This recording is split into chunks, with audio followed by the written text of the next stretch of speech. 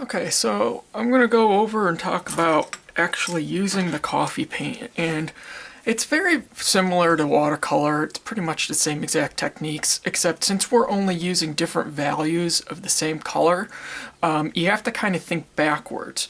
So what we want to do, for example, on my Ivy Leaves, my first layer, I'm going to completely paint everything in once.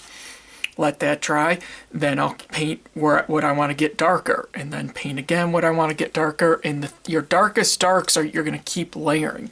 But here's the important thing, and I have this blank piece of paper that I want to show you a few things. First, your setup, you want to get your brushes, paper towel. I have my coffee here. I have a blow dryer here, and I'll kind of explain that as I do things. So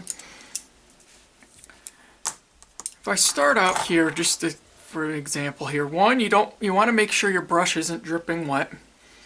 And the weird thing about the coffee is when you first put it down, it's very light and it gets a little darker as it dries. Couple things. First is, if you notice, there's a few places where the coffee is pulled up. You have to be careful with that because as it dries, the darkness will leach to the edges, which if that's an effect you don't mind, that's fine. Now, here's the thing. If I take this, say I want this to be darker here. Well, if I go while it's wet, I'm not really making it much darker because it's just the wet coffee's mixing in itself. And you can see it kind of got a little darker, but you have less control that way. So there's two things you could do. You could do a whole layer, let it dry for a few hours. You want it to be completely dry, not just, okay, there's no puddle of coffee anymore. It has to be absolutely completely dry all the way through the cardboard. So what I'm actually going to do is use a blow dryer. Now, if you decide to use a blow dryer, make sure there are no drops of coffee on here, because if you turn the blow dryer on, you're going to blow those drops across your paper. Don't want to do that. So I'm going to use my blow dryer.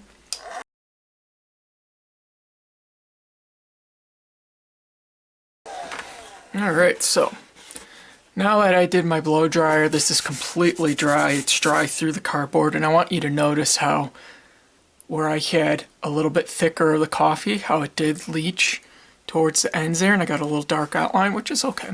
But now what I can do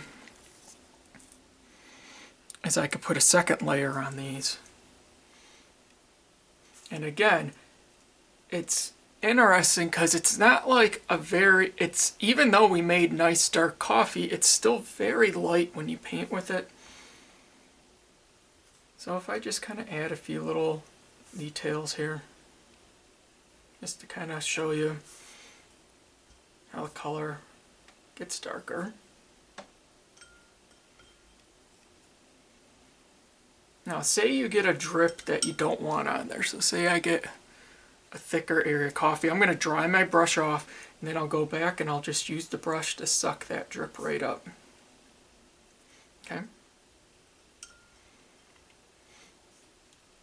And again, now that I am not painting on wet coffee, I'm painting on dry coffee, it's going to layer better. So we're going to let this dry again.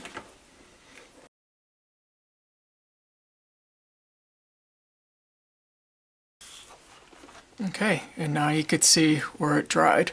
Again, I had a little bit of a drip here, so you could see how it kind of leached out, and that can make really interesting effects, but you could see how now I have the different values there.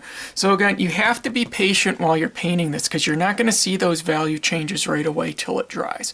So take your time, work in layers, be patient. Some of you might want to just paint a layer. It might take you 10-15 minutes to paint a layer. Set the painting aside, let it dry overnight. Next day, paint for 10-15 minutes and just do it over several days. And you don't have to sit and do this all at once. So just take your time, build up layers, and you can kind of play around, especially like you could see how I have the front and back of the box here.